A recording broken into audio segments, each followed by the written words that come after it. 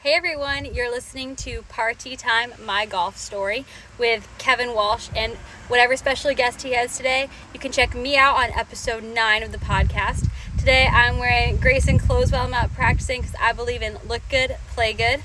And follow me on Instagram, Sophia Warren Golf, and hope you enjoy the rest of the show.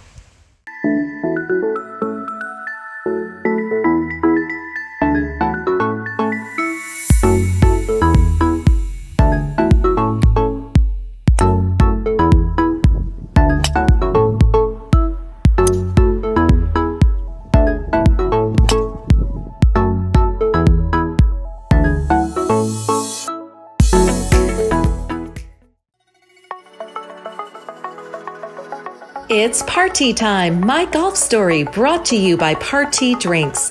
Classically designed golf drinks for golfers by golfers. And the golf real estate pros Gene Walsh and Vince Visicaro. For your Southwest Florida real estate needs, check them out at suncoastdreams.com. Now here's your host, Kevin Walsh. Hey, this is part 2 of our interview with Dr. Howdy Giles. He was the dentist for Arnold Palmer. He is also the author of The King and I, which I would suggest you read. This would be great for a coffee table. The King and I, An Unlikely Journey from Fan to Friend. Howdy Giles sent me an autographed copy. It's one of my treasures. It definitely is one of my treasures, and it helped me better understand Arnold Palmer, the man and the golfer as well. Was fortunate enough to meet him one time at Pebble Beach about 24 years ago. And as I said in part 1 of my interview with Dr. Giles, is if you want to really get to know somebody and you just don't really have access to them, talk to their friends because they can give you a good idea of what they were really like. So we're going to get into their friendships with presidents as well. But first, I'd like to ask you, like I do at the beginning of every podcast, would you like and subscribe to the podcast? Because that matters to the analytics and to all the nerds at YouTube and also Google and all the other listening and watching platforms as well. And that helps our title sponsors as well. It goes a long way for them. Big thanks to Party Drinks, title sponsor. If you're looking for a drink alternative on the golf course, and if you're tired of hard seltzers and beer, and you're looking for something that's really smooth for golfers by golfers, that's what Party is. And the reason it's so smooth is because the quality of the spirits are so good. Party distills, makes its own spirits, vodka and rum. The vodka is distilled 6 times, which makes for a smooth finish. And if your dream is to live on a golf course or in a golf resort community around Southwest Florida, especially the greater Sarasota area, nobody better than the golf real estate pros of Vince Visicaro and Gene Walsh from suncoastdreams.com. They're based at Lakewood National Golf Club, which has 2 Arnold Palmer designed golf courses. I live on the Piper course. The other one is the Commander course. It's the best golfing community in Florida, and there are about 50 properties available for sale. So if your dream is to live here, we'll bring you on board and get in touch with Vince and Gene. They'll take care of you. All right. Back with Dr. Howdy Giles. This is part 2 of our conversation. Howdy was the longtime dentist of Arnold Palmer, a close personal friend, his photographer as well. So Howdy, give me your best Arnold Palmer story. Thank you, Kevin. I think one of my neatest stories is Arnie had told me this was going to happen. He was going to be at Camp David with President Bush 41, and they were going to have dinner. And then the next day, they're going to play golf at Caves Valley in Baltimore. So Arnie said he'd call me and let me know if I can come. So on Friday afternoon, I was at my fraternity reunion at Sigma Phi Epsilon at Delaware. And I got home early at 9 o'clock. And my wife said, he's not going to call. I said, honey, he said he'd call. So at 10 o'clock, here's Arnie on the phone. He says, Howdy, I just had dinner with the president. My wife and I, we watched the movie The Babe, and I asked the president if you could be with us tomorrow. He said, sure. So I get up the next morning. It's about an hour and a half drive from my house to Delaware, Caves Valley. So I leave with my camera gear and everything. My wife said, they're not going to let you take photos. I said, I'll take it anyway. So we go into this little guest house room, and the president says, Arnie's got his hand on my shoulder, which is in a book. So, Mr. President, my good friend Howdy is my dentist and my photographer. And the president said, we were talking about you at dinner last night. I'm thinking it doesn't get any better than that. It's a little dentist from Delaware. Arnie, the president, talking about me. How did that make you feel? Oh, like cloud nine, unbelievable. The president talking about me with Arnie. Well, how was it playing with President Bush? How was he with his health at the time? Was he still playing like sprint golf? Because he had a reputation for playing very fast. He did play fast, but not sprint golf. The 12th hole at Caves Out is a par 3, and we started on the back 9. And he just missed a hole in one by inches. Ball rolled about 10 feet by and made a birdie come back. So that was fun, obviously. And then his photographer was there, and I wasn't sure if I was ever going to see those photos. So I gave my camera to his photographer, and on the 17th hole, his name is Dennis Vasquez. I said, Dennis, could you get a picture of myself and Arnie and the president? So Arnie hit first, the president came over, hit second. I said, Mr. President, Dennis was his personal photographer all through the presidency. I said, Dennis is my new personal photographer. He said, yeah, he used to work for me. Anyway, he took our picture, and I got one with 3 of us. Tell me this. I know somebody that has caddied for George H.W. Bush and somebody who played golf with him, and they said he had a little bit of a salty tongue, and he like pre-apologized because he was an old sailor, and you're in the Navy too. Was the language a little bit colorful? Not at all. Really? And Arnie always called him Mr. President, Mr. President this, Mr. President that. Well, that's a funny story. We're coming up the 18th hole, and the night before, a United States plane had gotten shot down in Peru. So the press wasn't anywhere near us. They were like 1,000 yards away, and a lady in the yellow slicker. So Mr. President says to Arnie, see the lady in the yellow slicker? She drives me crazy. So we walk up, and they all put out, and the lady yells over, Mr. President, tell us about Peru. He waves to her and says, see, she drives me crazy. That was funny. Do you remember who that was? What reporter that was? I don't. Yeah. Okay. What's your golf story, Howdy? How did you fall in love with the game? Where did it start? And how good did you become eventually? Well, my father played golf, and I could have cared less. I was a catcher on the baseball team in high school. I was a swimmer in high school and swam at the University of Delaware. So a fraternity brother said, why don't we play some golf? So I said, okay. So we played at DuPont Country Club where my dad worked, and it sort of clicked. All of a sudden, now I like golf. So my father was very excited about that and got me a set of clubs, and I played as a junior, golf at DuPont, and I worked as a lifeguard at Prospect Park Swim Club, and I had to be back to work. So I shot in the 70s. I shot 78, my first time in the 70s, put the clubs behind my car, and I drove off, and I drove over my clubs. Oh, well, wait a minute. Okay, here's an engineer walking down the driveway or the steps. He said, son, if I were you, I'd jack up the car. Maybe you didn't break any clubs. So I got the jack out, jacked up the car up, and the clubs weren't broken at all. They just fanned out. I didn't break any clubs, but I just drove right over my clubs. Holy smokes. So you broke 80 that day and you didn't break any clubs. Didn't break any clubs. What was the feeling of breaking 80 for the first time? Yeah, I was so excited. I'm a new golfer. And for me to shoot in the 80s, I had one birdie. Anyway, just very excited. I got back to do work, being an assistant manager of the country Prospect Park Swim Club. Wow, that's cool. Hey, back to the Arnold stuff. He signed everything. And he actually paid for the postage. I heard Doc Giffen, his assistant, say one time that they spent about $100,000 a year plus just in postage alone. Why was that so important to Arnold to honor the wishes of people that requested his autograph? He just want to take good care of his client, his fans, and that's what he'd do. So when my book came out, I figured, well, Janet Holcher was his secretary. I said, Janet, let me get some books signed by Arnie. So she'd be up on the desk. This is for Howdy. So he just signed Arnold Palmer. And Arnie even said, he said, Howdy, I'll do anything you want me to do about the book, but I don't want to have to talk about it or everything. But anyway, I'll sign it. He signed the books.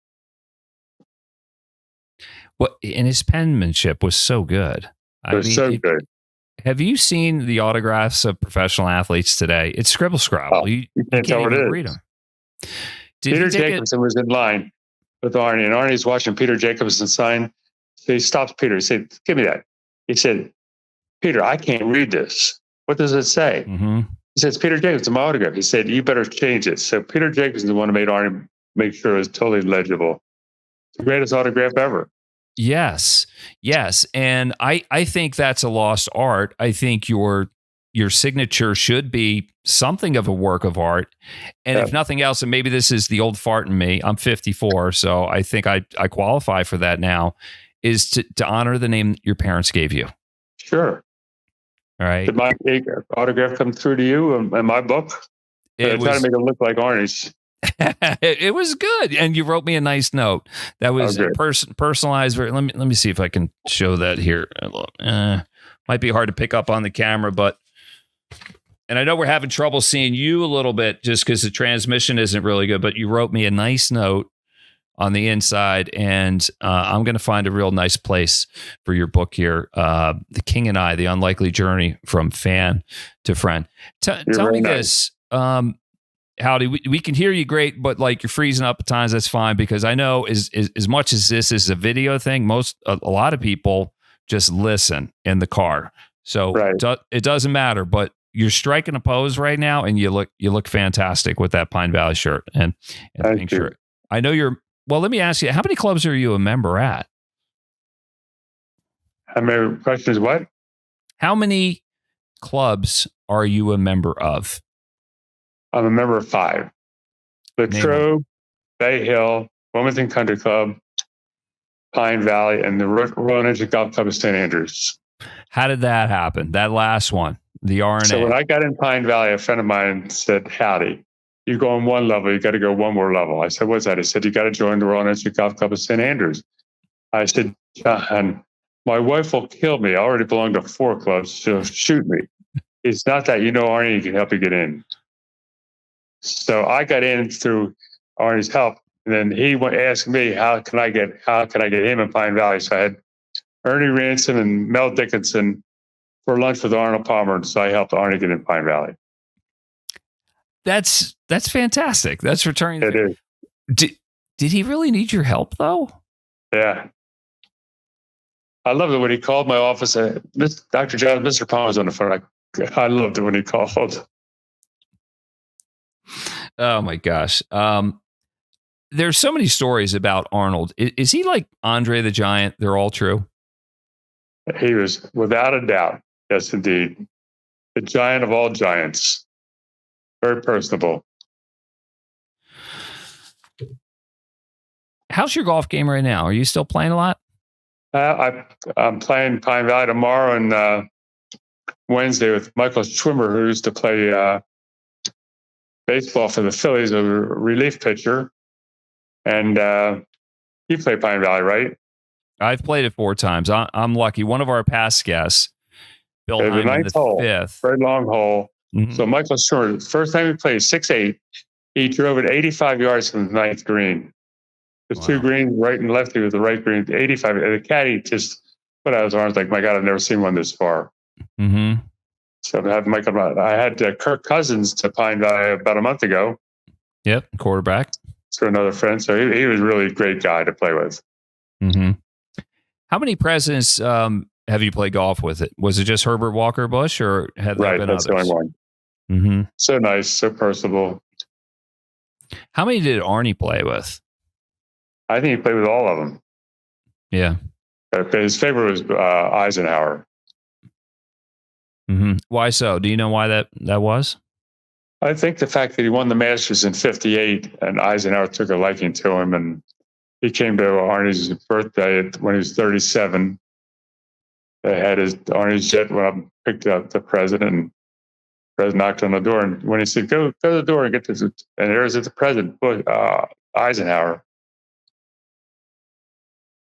It's just amazing that they all wanted just the value of golf, what it means to the presidency and society, and they all wanted to play with him.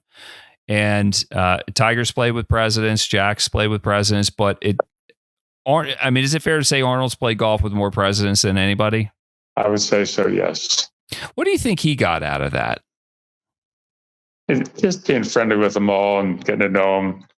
I have 7 admiral friends that all wanted to play golf with Arnie.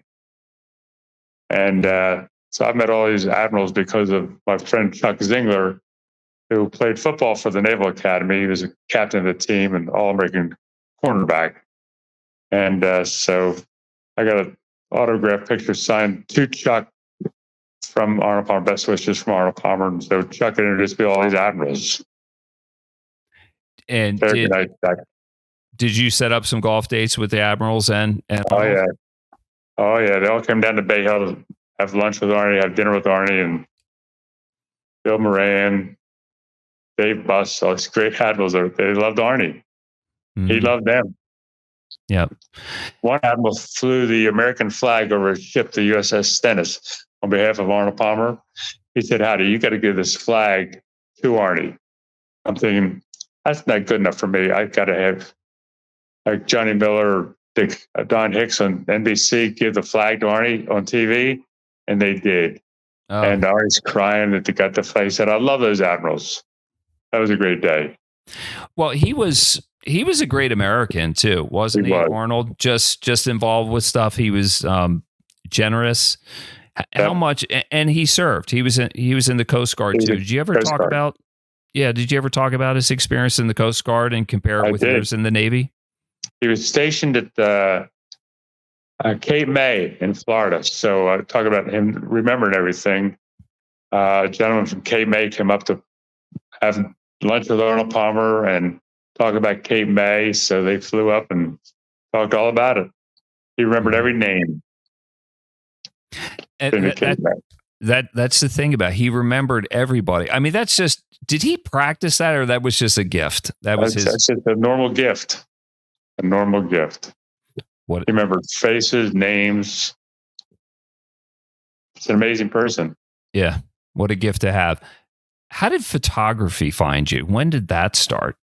My father liked doing photography, but I didn't get into photography until I was in the Navy. I'm a Navy dentist, and I could get camera gear from Japan for about a third the price. And I started taking a lot of photos. And then I met the vice president Nikon at Olympic. My first, I was a USGA rules official for 11 opens, 11 senior opens, and 24 juniors. So I got to meet John Klaus was his name. And he said, I'll get you some camera gear. So he got me camera gear and then got Arnie camera gear. And it all worked. We all had cameras. Oh, hold on a minute. So Arnold dabbled with the camera? Did you? He did. Were you his instructor for that? No, he sort of learned on his own. But I think in my photo book, there's one photo of him holding a big camera. And he liked it. Was he any good at it? He was good. Yeah, really? He was good at everything he did. So would you guys talk about that like as much as you talk about golf or life? Was that even more? Really? Yeah. Tell me about that. What did he like photographing? I mean, how much of a hobby was it? Well, for example, he's got his camera, and I've hit it at Bay Hill. There's a water hole in number 11. So I'm on the edge of the water. He said, just play it like a sand shot. So he took a picture of me. I didn't put it in my book because it's more about me than him. I hit it out of the water and says, hey, it's just like a sand shot. Just like that. And just like that.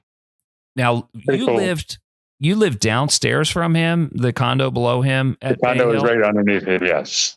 First condo. Is it true? New condos. Is it true that you could just sort of look into, was his workbench, like, was there a garage and people would drive? Garage with all his clubs and everything. I just love being with him. He said, Howdy, I have the shoes that he wore in the first Skins game. He said, how do you want these? I said, sure. So I got the shoestring guy to polish up the shoes. Then he signed Arnold on one and Palmer on the other.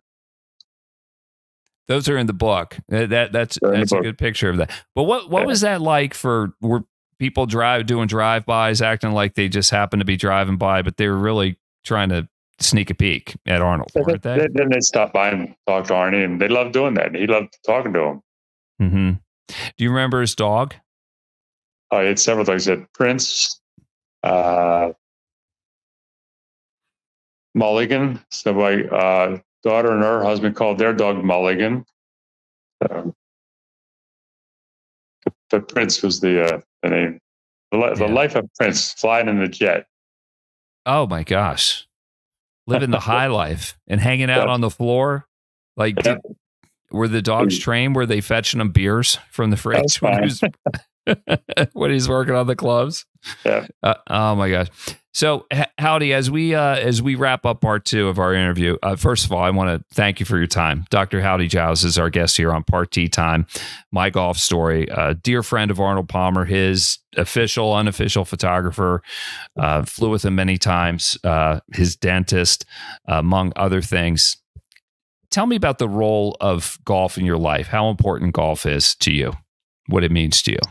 The people that you meet through playing golf are incredible. I mean, they love hearing me telling Arnold Palmer stories to them. And everybody wants to play Pine Valley. And they want to play Wilmington. Wilmington's a pretty great golf course itself. They had the BMW there 2 years ago at Wilmington. Phil Mickelson. I met Phil and his mother and father, and just great stories from meeting people. I wish I had started sooner. Well, you found it in due time, and not only did you play the game and love the game, but you served the game as a rules official. And I know you miss your friend terribly. I think we all do. But we were lucky to have Arnold Palmer as long as we did. And through stuff like this, through your book, which lives forever, we can honor his memory and remember him. And there's just nothing better than talking golf and talking about Arnold. If there is, I don't know what it is. Does that sound about right to you? Kevin, you're great to mention that. Amen. Absolutely right. Yes, sir. Well, Howdy, thanks for being my friend. You're a friend of golf, therefore you're my friend. We're both authors, and we love to tell stories and share stories. That's really what our podcast is all about, just people talking about their life in golf. And if we have cool things to talk about, then I want to hear it. And I know our listeners and our viewers like it as well. Let's play golf sometime. You want to do a home and home? See you in Florida. You come here. We've got, I almost lived on Arnie Loop. I almost bought a house there, but then it was gone. So I had to settle for Mulligan. But Arnold's fingerprints are all over this place. So why don't we do this? I'd love to meet him. A home and home? Does a home and home sound? Home and home, Bay Hill. Then you come to Sarasota and we'll take good care of you. Okay. I get down in January. I'm there till May. Okay, that's plenty of time. We'll get it worked out. All right, let's call it a night. Howdy, really appreciate it. Enjoy the time, and you got to come back sometime. Sound good to you? Yes, sir. Thanks, Kevin. All right. For Howdy Giles, I'm Kevin Walsh. Thanks for listening and watching Party Time, My Golf Story, brought to you by Party Drinks and the Golf Real Estate Pros at suncoaststreams.com, Vince Vizzacaro and Gene Walsh. For Dr. Giles, I'm Kevin Walsh. We'll see you again next time on Party Time. Thanks, Kevin. My Golf Story. You got it, Howdy. Take care now. Take care.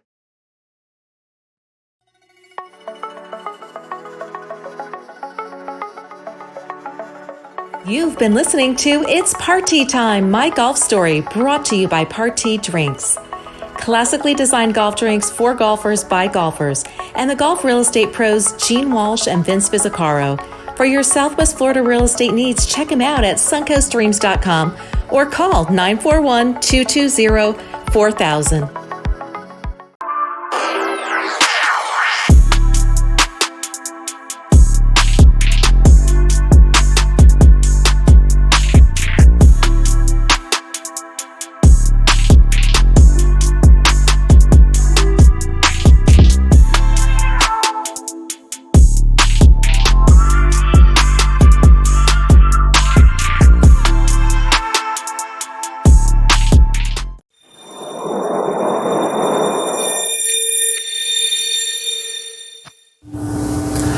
This is Vince Vizzacaro and Gene Walsh with the suncoaststreams.com real estate team at Fine Properties. We've helped hundreds of families find their dream homes in golf and resort communities in Lakewood Ranch, Bradenton, Sarasota, Parrish, Venice, and the surrounding areas.